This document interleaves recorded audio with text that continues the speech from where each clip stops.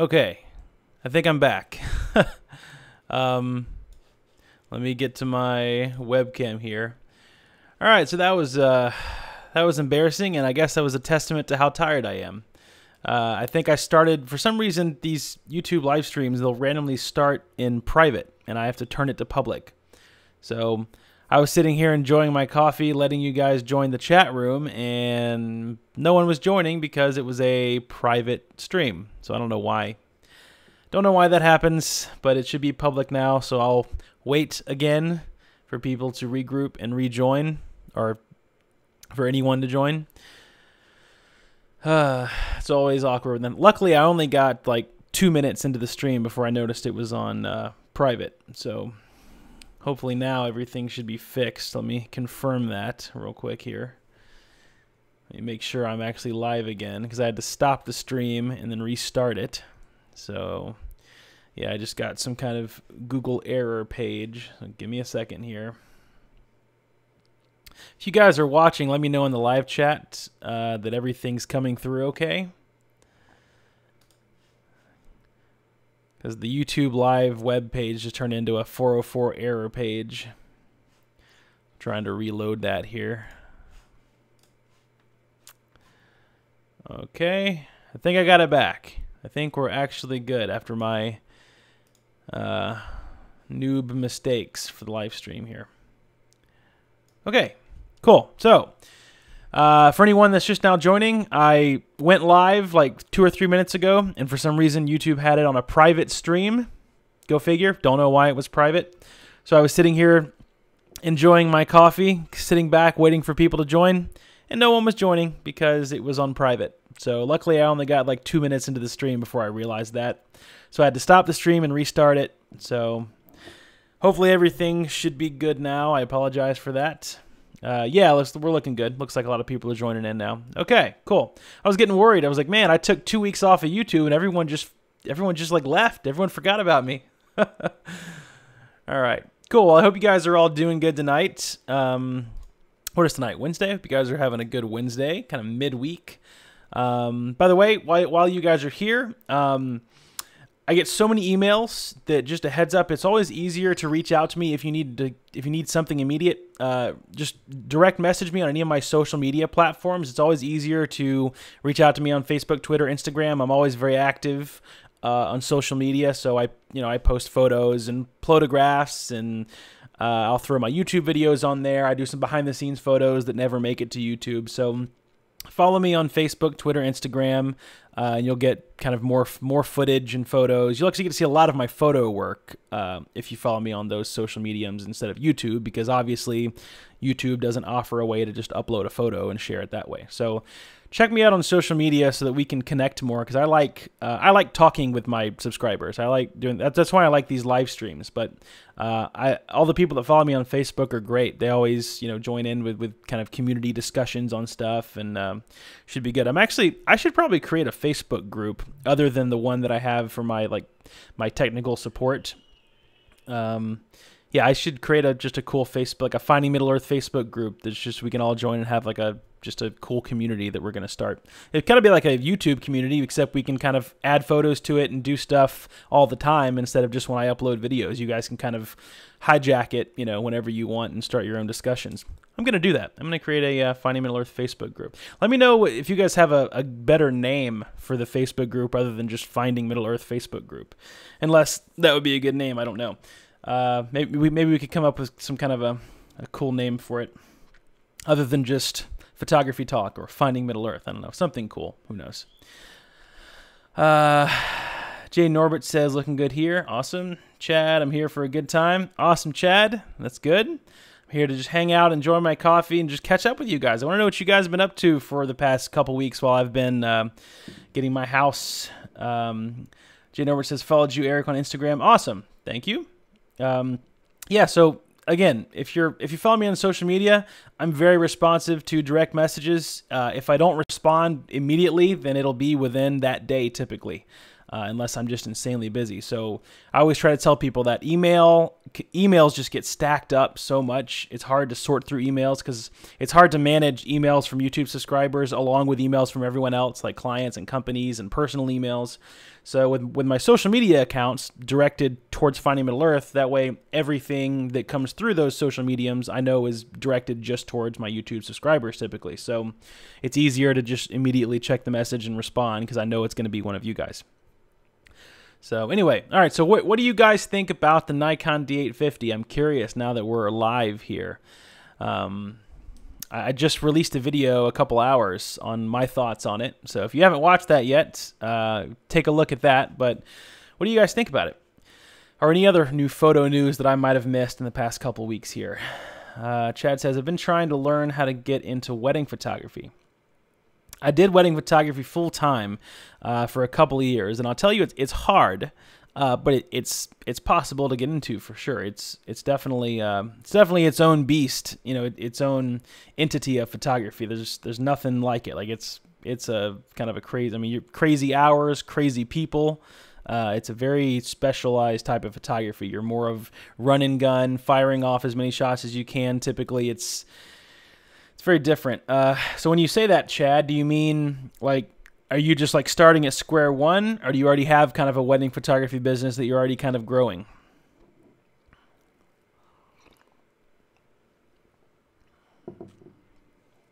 By the way, anyone else watching, join into the chat. I'm just here to hang out. I don't have anything like really important to say. I just want to hang out, talk photography with my closest 9,000 friends online. Jay Norbit says 850 looks like a beast, but I'm quite happy with my X-T2. Yeah, the 850 is definitely, like I said in my last video, it's going to be a fantastic camera for sure. But I don't think it's anything special enough to upgrade from the D810. It's not like they took the dynamic range from 14.9 to like 16.5 stops. That would just be nuts. It's good. It's not great compared to the D810. It's just in my opinion. So. Yeah, your X-T2, if you're happy with it, absolutely stick with it. The X-T2 already has killer autofocus, and it has great image quality. And I love my combo of the D810 and the X-T2. That's I've found probably my favorite combo I've ever had. I've had many different Nikon combos. I've had, at one single time, I've owned a D800E, a D810, a D7200, and a D4. So I own 4 Nikon bodies, and I thought that would just make me the happiest man alive.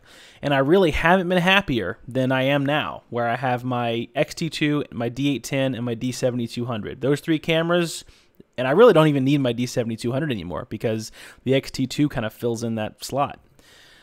But I keep it around so that I have a crop sensor Nikon to stick my Nikon glass onto if I want some extra reach. Let's see. Chad says, I'm just starting at the point where I'm just trying to transition from hobbyist to professional. Okay. That's a point a lot of people find themselves at where they kind of don't know where to go. So since I've been down that road in multiple different genres, what are you, so are you just stuck on wedding photography because you like shooting portraits, or are you do you have a website or anything yet? Well, what are you, what's your starting point? Are you literally just, you're good, but you don't know how to really get there? Because, I can provide some recommendations on how to kind of start getting your name out there. I'm not sure how to pronounce your name. E. Papier says that should be Nikon's new motto. We're good, not great. Yeah. Well, if you saw my very last YouTube video, I changed their graphic to I am gear hype, because that's what the D850 is, in my opinion. It's just been a lot of gear hype by everybody, and rightfully so. We thought it was going to be this hyped up, amazing, groundbreaking thing, and it was just more hype. It's a phenomenal camera, but it's not groundbreaking. It didn't do anything to the industry, in my opinion, to shake it up. And it probably shook up Canon because it smashes the 5D Mark IV, but that just because something comes along and smashes what's already not a very good DSLR doesn't mean that it's groundbreaking.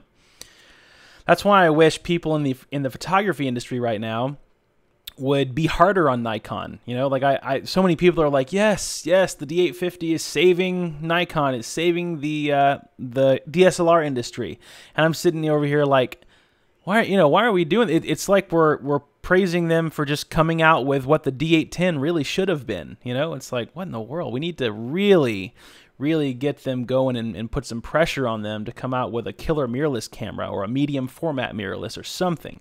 Like, so, like, I couldn't believe I got at least 10 emails. God, the live chat's blowing up. I'll check that in just a second. I got at least 10 emails from people saying, hey, now that the Nikon D850 is out, should I sell my Fuji stuff? How much, Fuji's probably going to go out of business because they don't even have a full frame camera. Keep this in mind. Fuji took this approach. Screw full frame, we're going to go medium format and mirrorless. And they did a pretty darn good job at it. They have the GFX. So keep that in mind. No, Fuji does not have a full frame camera because it would be stupid of Fuji to have a full frame camera, because then they would immediately give themselves tons of competition with people that have tons of glass in that area. Fuji doesn't have the glass to accommodate a full frame camera to compete with Nikon and Canon's glass. So they just skipped it and went right into medium format and created a new line of glass, which was so smart. So keep that in mind. Fuji's not going anywhere. They're the smartest ones in the market right now, in my opinion, and their medium format mirrorless is still better than the Nikon D850. So keep that in mind, okay? The D850 is going to be incredible image quality, but it is not going to trump that of the Fujifilm GFX. Let's get that clear. Let's see. Jay Norbert says, yeah, I don't think you can beat that combo. The X-T2 for a light kit and the beefy D810 for when you need the increased resolution. Exactly. That's why I have them both, and I love it. Oh, wow. Thanks a lot, Gary. Oh, that means a lot. Thought I'd send a token of appreciation, like more discussion of technique, street, landscape, and abstract. Okay, great. That is, man, that's the first... the live stream donation I've ever had. I appreciate that. That means a lot. Thanks a lot, Gary. Okay, so you want more discussion of technique, street, landscape, and abstract. So give me like a couple of things specific, Gary, and even if you want to email me, and I'll make those videos for you this week or over the weekend. I'll make videos specifically on what you want. I love taking direct feedback from my viewers. So if you want to tell me in the live chat or shoot me a Facebook message or something or an Instagram message, tell me what you want to see, and I will produce a very good quality, valuable, thought out video on that for you, I promise. So as far as street photography, though, since you want to chat about that, I've been delving into that more, and I'm really enjoying it. So my like go-to street photography kit right now is the Fuji X-T2 with the 35 f2, and I really want to get the 23 because that's kind of like a 35 equivalent.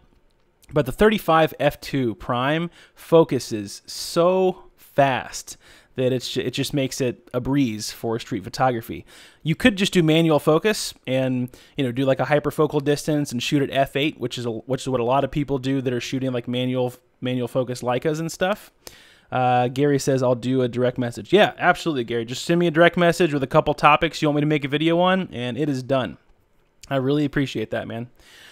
Let me scroll up on the live chat here and see what else we got going on. But yeah, for street photography, the X-T2 and the 35 f2 have been like my absolute favorite kit.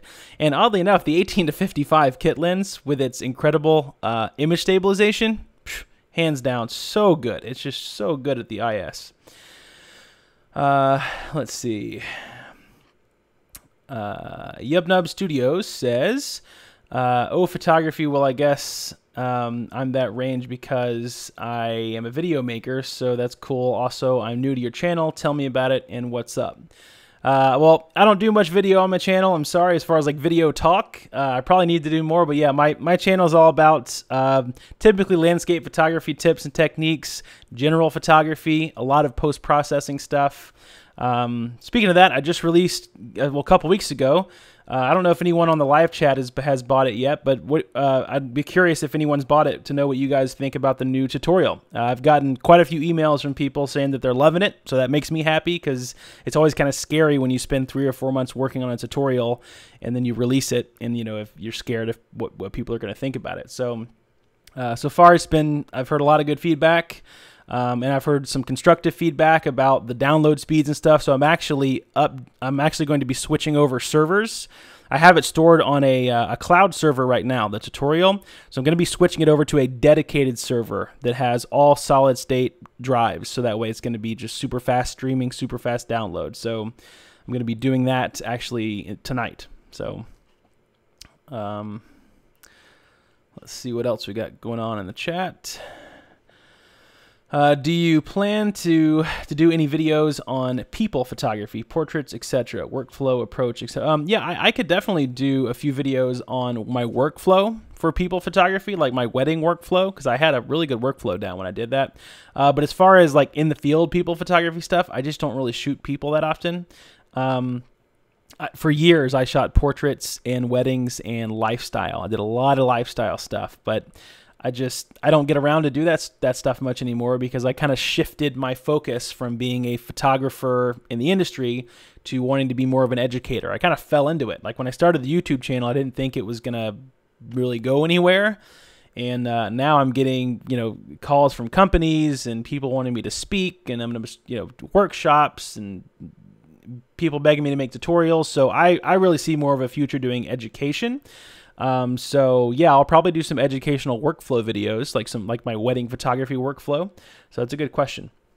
Chad says, would you be happier with, say, a 50 plus megapixel sensor with wider spread focus points? What would you have made, or what would have made it an easy upgrade for you? So for the D810, what would have made it an easier upgrade than anything would be really the focusing on the dynamic range, and I would have loved them to do a full body like the D5. Like if they came out with like a D5X, I made a video about that a long time ago. If they had like the full body with the battery grip built in, so it was just like, because those cameras, like the D810, it's built well.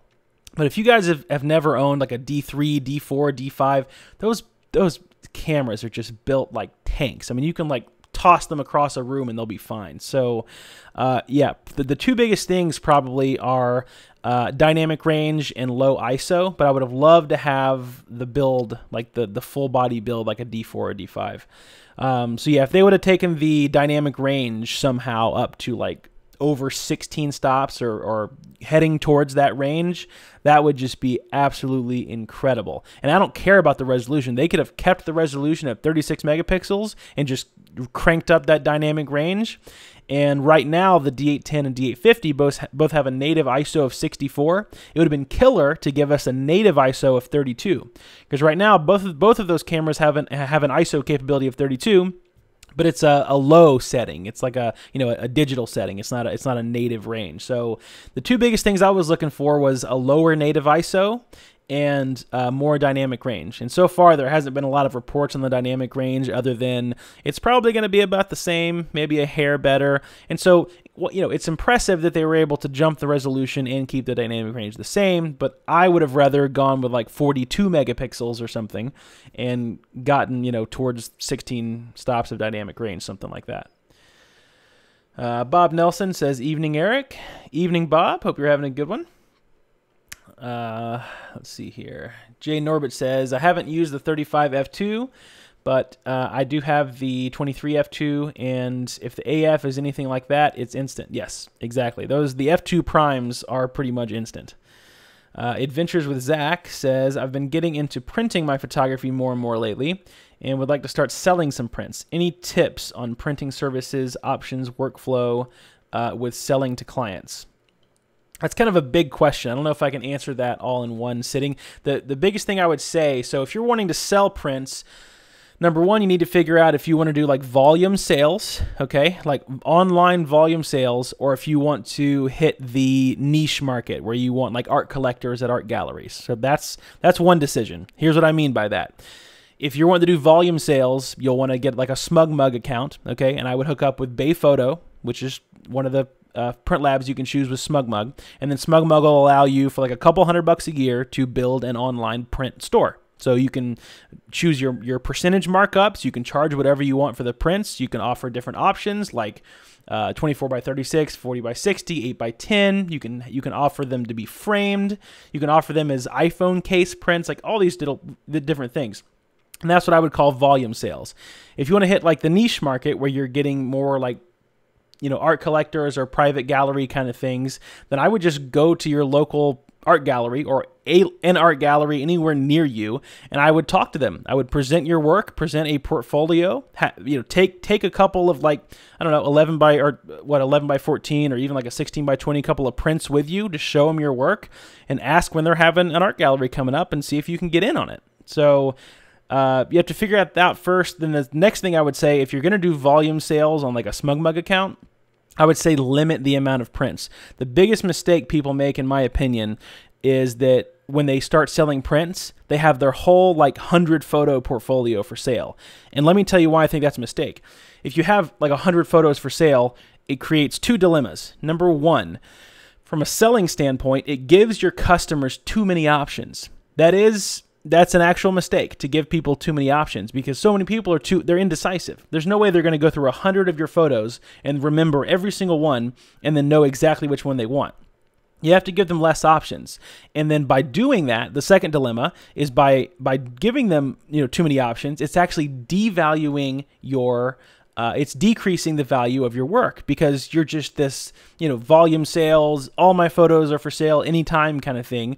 So what you need to do is decrease the amount of photos. If you have this big portfolio, choose 5 photos, and maybe you can switch them out every month or something, and you'll call them limited edition prints, and you'll only sell a certain amount of them. So by doing that, by limiting the number of options you're giving your customers, you're actually creating value, because you're making something special, right? Number one, you're making it special because they're limited edition, a smaller amount. And number two, from a sales point of view, you're kind of putting a little bit of pressure, indirect pressure on them by letting them know, hey, look, as soon as these sell out, they're gone. Or, hey, I switch these up every month or every couple of months. So, you only have, so long to decide. So I know that may have been kind of a long answer, but there is a longer one I could give you. But that's kind of my short answer for you. My long answer for you. Let's see. E. Papier says, SSDs may help, but where are your servers? It's likely that the internet bandwidth or local network may be the bigger issue. So when I upgrade to the dedicated servers, I'm also putting them on a CDN. So the servers are going to be kind of everywhere, multiple countries. So the CDN will just make sure that it's redundantly backed up to multiple places. So that way, if there's someone in the UK purchasing my tutorial, or someone in, China, or all over the US, I think there's the CDN that I'm going to be using, I think has 15 or 20 servers in multiple different places. So that's how I'm going to combat with the bandwidth issue. Chuck says, wow, I feel bad now for pre-ordering the D850. I've always wanted a full-frame camera, though, and don't like how the Sony feels in my hands, and all the hate killing my joy. No. So, Chuck, if you don't already have the D810, don't worry about. I said this in my video. Don't worry, but it's if it works for you, get it. The D850 is going to be just as incredible, if not more incredible, than the D810. Obviously, it's going to be the best full frame camera on the market. Okay, so don't get me wrong there. Don't let me kill your joy. You're going to be very happy with it. I'm just saying, since I already own the D810, I just don't need it for my type of photography. If I was a wildlife photographer and a resolution junkie, it's the perfect camera for me. So if you need it, get it. Nothing to feel bad about at all. Jay Norbert says, Chuck, nothing to feel bad about. Yeah, exactly. Don't feel bad about the D850. There's nothing to feel bad about. David says, do you have the Fuji 16mm 1.4 yet? I do not, David. I'm going to get it at some point. I just can't justify it yet because I have so much gear, and I already have the 16-55 2.8 by Fuji. So I might end up selling the 16-55 and getting the 16 1.4. But what I'd like to do first is probably rent the 16 1.4 again, because I have had it before. And I'd like to put it up against the 16-55 and just to see what it is. I'm sure the 16 1.4 is going to blow the 16-55 away, but I don't know. I'll shoot them both at 16 millimeters, both at like f8, f11. We'll see what happens. And of course, when I do that, I'll make a video on it as well, so I can directly compare them. Adventures with Zach says, thank you for answering. That insight really helped clear some things up for me. Yeah, absolutely, Zach. No problem at all. Printing is it's a tough game to get into, but once you're in it, and once you've like sold one and you've gotten your name out there, you will sell more. So you just have to make that decision if you want to be the volume sales guy or the more niche market, like private collector. You want people to know your name. Like if you're familiar with the painter Thomas Kinkade, you know, he was that like specialty guy. Like everyone wanted the name Thomas Kinkade on their painting. So you just got to figure out which way you want to go there. Oh, man, my coffee's getting cold. I need to talk a little less and let you guys do some talking. E. Papier says, what is your widest Fuji lens? 10 to 24. Yeah, the widest one is 10 to 24, which is, it's easily, I mean, it's more than wide enough for me. So I have yet to need wider than that, but the reason I went with that over the 16mm 1.4 when I was originally choosing, which is because I did want something a little wider than 16, because the 16 on the APS-C sensor is an equivalent of about a 24, and I've had the 24 to 70 for my Nikon for years, and it's never been wide enough for the certain shots that I want to do. So that's why for Nikon I have the 24 to 70 and the 16 to 35. So those equivalent on the Fuji system would be the 16 to 55 and the 10 to 24. So I have both of those. But there's multiple people that are more than fine with just the 16mm being the widest lens. It all depends on what you shoot. If you're asking like the reason why I would need something wider than that or why I like it is because when you get the wider lenses, you can do those the more very dominant foreground landscape shots where you find like a big boulder or some kind of really cool pattern or shape, and you can do the shots where there's a lot of emphasis on the immediate foreground and then it just kind of fades off into the back. So I don't use wide angle lenses if I'm shooting like a big wide vista that's already like a big landscape. I'll normally put on either a telephoto or the 16 to 55 and shoot it at like 30 or 45 millimeters. But if I'm shooting something like a waterfall, I'll typically get like close to a rock or some kind of interesting patch of moss or greenery or something, and I'll just crank it out at 10 millimeters and really put emphasis on that foreground and let everything kind of fall back into second place and really showcase whatever's in the foreground.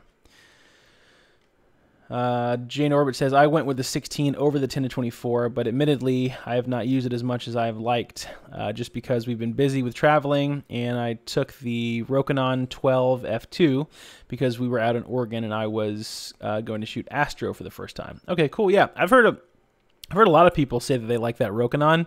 I highly doubt it's anywhere as sharp image quality wise as the 16 1.4 from what I've heard, but I've heard a lot of people for the price like that Rokinon 12mm, especially for Astro work. That's where I normally see people buy it, is for the Astro work, which I don't get to do a lot of astro photography where I am because I live on the East Coast and there's just a lot of light pollution over here. So it's kind of harder to get the Milky Way. But tell you what, we have some really killer sunsets up in the North Georgia mountains. So sunsets and sunrises are kind of my cup of tea over here. Chad says, what's up, Eric? Glad you're back. What's up, Chad? Thanks for joining, man. Yeah, I'm back. It was a busy 2 weeks. That's all I can say. I can't really fill in everyone on what I was doing. I was trying to get the house ready for sale. I was trying to swallow the idea of the D850. Just dealing with life, right? Taking care of the baby, spending time with the wife. Jose says, yes, finally I have time for this. Ha! I guess you've missed a few live streams, Jose. Well, I'm glad you're here, man. Chad says, also, I'm getting the D850. That's cool with me, man. It's if you're gonna use it and you want it, you get it. It's gonna be a phenomenal camera, and you do studio work and composite work, so you're gonna like those extra megapixels. That's for sure. It's gonna give you some sweet detail.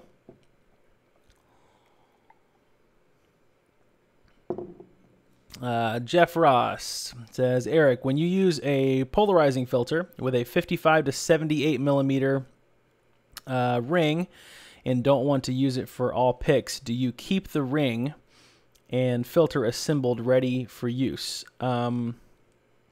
Polarizing filter with a 55 to 78 ring, don't want to use for all the picks. So if you're asking just do I keep like the actual mechanism, like the adapters ready to use for the polarizer? Yeah, I always do. I actually bought, this is kind of unnecessary, but I have a Firecrest filter kit by Format High Tech, and I have so many different variations of lenses that I actually purchased four. I purchased 4 circular polarizers and 4 different step-up rings for each lens variation, because I have one that's like a, I know I have a couple that are 77 millimeters. I have 67 millimeters. I have one that's like a really weird one. It's like a 50-something millimeter. So I bought 4 polarizers and 4 step-up rings so that I could always have a polarizer with the ring on it that I don't have to unscrew each time. So I always have them prepped and ready to go. So that way, whatever lens I'm using with the variation of the filter thread, I just have my polarizer fitted with the right step-up ring. So again, unnecessary, but it just makes it easy. It justifies it for me having, because I can't stand fiddling with gear in the field. If I see something, I want to be able to just grab the camera, grab the filter, and go. So I did buy 4 separate polarizers of the same thing, and then 4 different step-up rings, and I just fit those to the polarizer. So Chad says, yes, sir. The only reason I'm getting it for the for the resolution boost. Yep. Yeah, you're going to like it since you do your studio stuff for sure. Chad says, I wanted to thank you, Eric, for featuring me on the Instagram critique. Yeah, absolutely, man. That tiger photo blew me away. That was a killer photo. David says, trying to decide between the Fuji 16mm and the 10-24. It's a tough decision. Both have their own special qualities. The problem is all Fuji lenses are incredible. Yes, that is quite a good problem to have. Well, let me ask you this, David. This is the way I decide on lenses sometimes. I'll go, if you use Lightroom, I'll go through my Lightroom library, and I don't know what other kit, if you've had a Nikon kit or whatever, and I'll filter by focal length. I'll actually do like a search criteria on all my photos, and I'll filter them by focal length. And it'll tell me how many shots by focal length that I've taken at each millimeter. And so when I was looking to do the 16 or the 10-24, I filtered everything by focal length, and I found out that I shot way more shots at around 16 millimeters on a full frame, 16 to 18 millimeters on a full frame versus 24 millimeters, 35 millimeters, 50 millimeters. And so that told me that I needed a zoom wide, a zoom lens for a wide angle, like around 10-24 on the crop sensor body, because that would be like an equivalent of the 16 millimeter on a full frame. So I saw there was way more photos that I took like that. So I'd go through your Lightroom library, filter your search criteria by focal length, and just see what your focal length, how many photos of each focal length you take, and that might help you out a little bit. Jay Norbert says, don't forget the rumored 8-16 coming in 2018. Yep, that one, I have high expectations for the 8-16. I'm hoping that's going to be just incredible. And it's got to be weather sealed, so I'm sure that one's going to be weather sealed. Because that is the only, I don't really care that the 10-24 isn't weather sealed, but it's nice to have. So it would be killer if it was a weather sealed, or whatever Fuji calls it, weather resistant or whatever.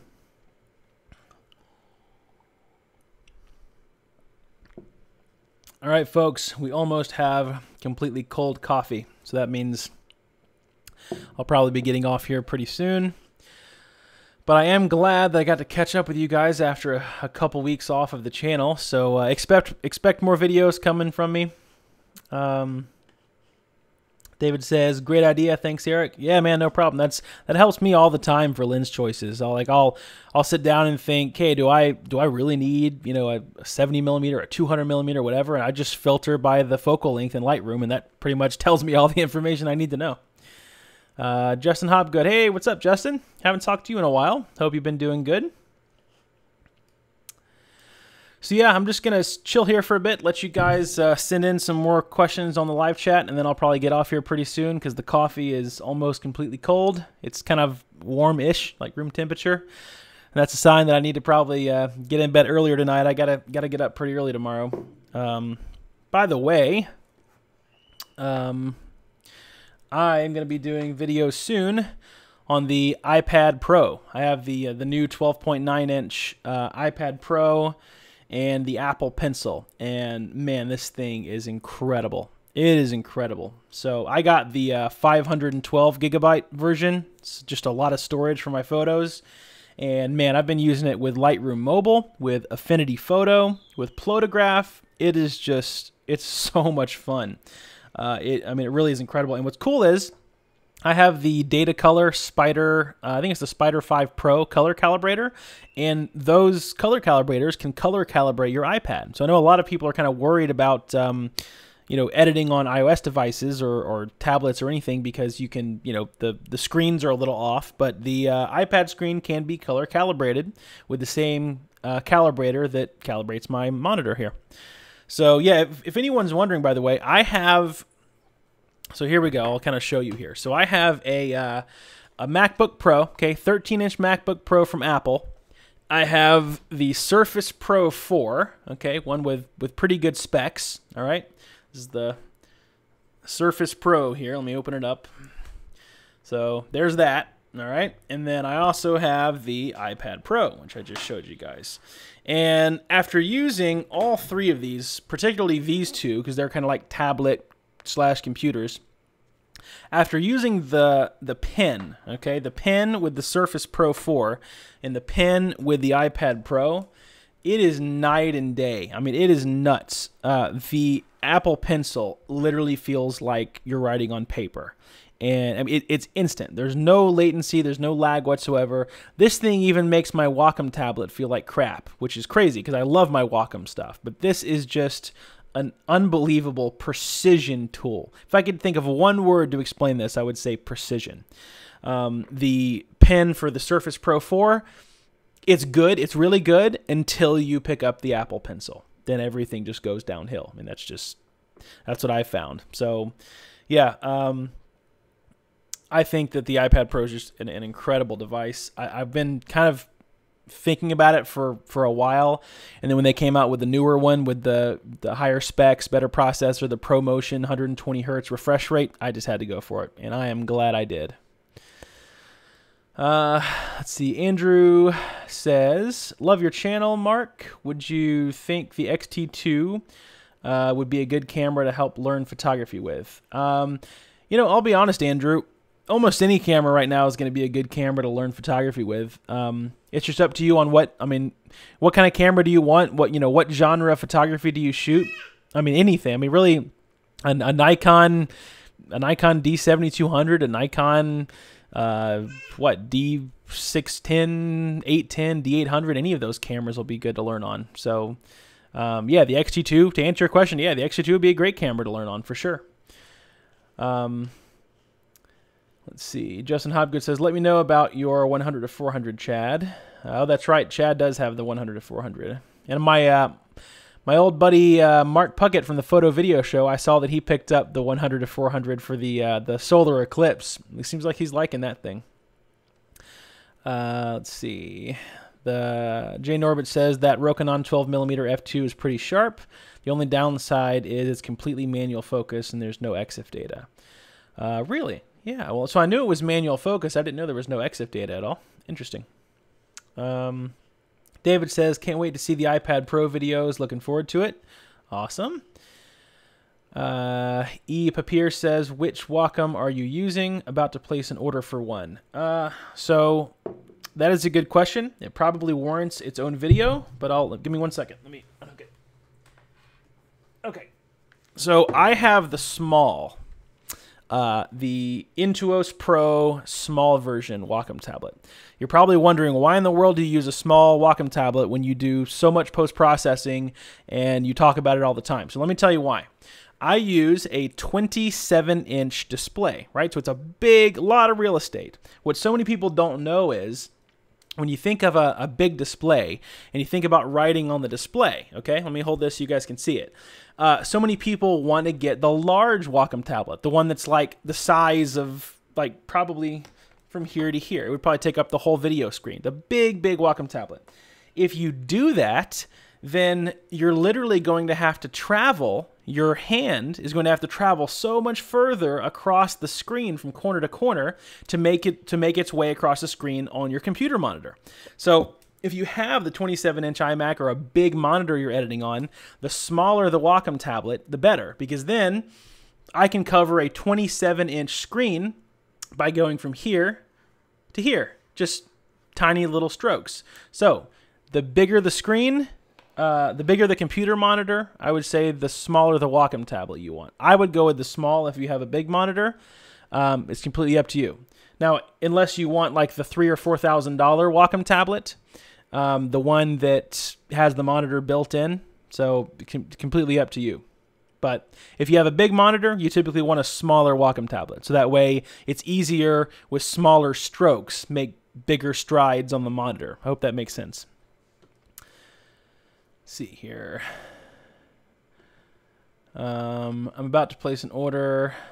Not sure why I ended with a question mark. Andrew says, the video froze. Did you happen to answer my question? And I meant, I love your channel, Eric. Yeah, Andrew, I did. So did the video freeze for anybody else? Just let me know real quick, or if it was just Andrew. Because it says the stream is live and healthy right now. So, Andrew, let me see your question again. Oh, yes, I did answer your question, Andrew. I said that, yeah, pretty much any camera this day and time would be a good camera to learn on. So, yeah, the Fuji X-T2, be a great camera to learn on. The Nikon D800, the D7200, D7100, all those would be great as well. I would never really recommend a certain camera just to learn on. I would just say think about what genre of photography you're shooting and look for your needs of a camera based on that, right? Are you shooting landscapes, wedding, portraits, fashion, product photography? Whatever. So, Adventures with Zach says, didn't freeze for me. And then John London says, did freeze for you. Man. So I wonder if it's something with people not watching from the U.S., some kind of weird YouTube server issue. Let's see. He says, yeah, he said, thanks. I have two 27-inch monitors. Okay, yeah. So if you have a big monitor, you typically want a smaller Wacom tablet. That way, the shorter the strokes on the Wacom tablet, the bigger the strides you make on the actual computer monitor. It's easier that way from what I've found. And it's cheaper to get the smaller Wacom tablet. David says, gotta run. Thanks for the live chat. No problem, man. Have a great night, David. Andrew says, I love the fact the end shows exactly what you're going to get. Yes, exactly. The EVF, yeah. So the EVF and the back LCD, because it's reading right off the sensor, it does adjust your exposure in real time.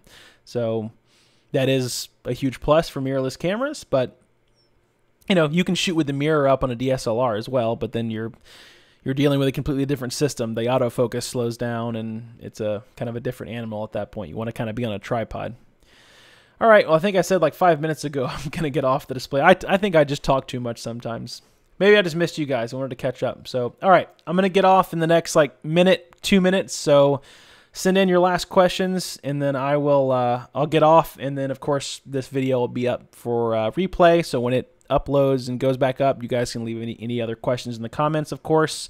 But also remember, if you for anyone that didn't catch the first bit of the live stream, anyone that needs to reach out to me or send me emails or anything, I get so many emails. It's always easier to reach out to me on social media. So reach out to me on Facebook, Twitter, Instagram, any of those mediums. It's always easier to get in touch with me on Facebook Messenger or DMing me on Twitter and Instagram, because I know all of the messages that come to those social media accounts are always directly from you guys. So yeah, reach out to me there. It's just easier to get a hold of me, and I can typically respond a lot faster. Let's see here. Dino says, how did you learn so much about photography? A lot of mistakes, trial and error, really. I never like had a teacher. A long time ago. I'll just make this really short. So basically, a long time ago, my dad got a job where we traveled for a year. So my dad was basically on the road for a year. So my parents pulled me out of public school. My mom homeschooled me, and I got to travel the U.S. for a year. We got to go to the Grand Canyon. We got to go to Texas. We got to go to Arizona, California, all these different cool places. And my mom bought an old Canon film camera. And she bought, like, I think like a 50 millimeter prime and like a zoom, just old camera. And I begged her, for some reason, I wanted to use it. And she said, you know what? For this whole year of traveling, I'm going to put you in charge of the camera. You document the memories. And so I just felt like so special, you know, that I got to document all the memories for that trip, for that year of traveling with my dad while I was being homeschooled and he was working. So that whole year, I just fell in love with photography and being able to know that I could just freeze a moment in a memory just by snapping a photo. Ever since then, I blame it on my mom. She gave me the camera, and I've been nuts for photography ever since. So ever since, I've just been reading books about it, watching videos, asking questions, taking really bad photos, and trying to figure out why they're so bad. That's kind of how I started. Andrew says, thanks for the chat, Eric. Yep, absolutely. Thank you for tuning in, Andrew. Jay Norbert says, thanks for doing this, Eric. Take care. All right, take care, everybody. Cool. All right, well, I'm going to go ahead and hop off now. I'm going to go spend some time with the family, chill out for a little bit, and then go to bed so I can get up early and not feel terrible. So, and my coffee's gone now, and we're good to go. All right, guys, well, thanks for watching.